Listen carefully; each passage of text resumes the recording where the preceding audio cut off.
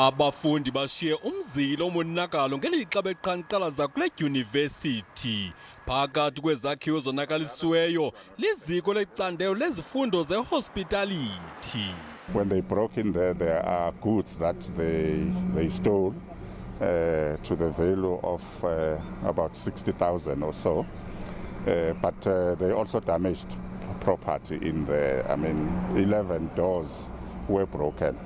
So the cost of those we still have to quantify. Abaphathi beYunivesithi bahlangene namalungu SRC izolo kwafikelelwa kwesivumelwano sokuba babonelelwe ngemali yokutya abafundi abangahlali ngaphakathi eYunivesithi kwanokuba kunqunyanyiswe uqhankqalazo. So we are now allowing the management to get in, load them allowances. Then students should go home or should rest wherever they want to rest. Very concerned about the time lost, but at the end of the day, we must consider time and then consider our needs.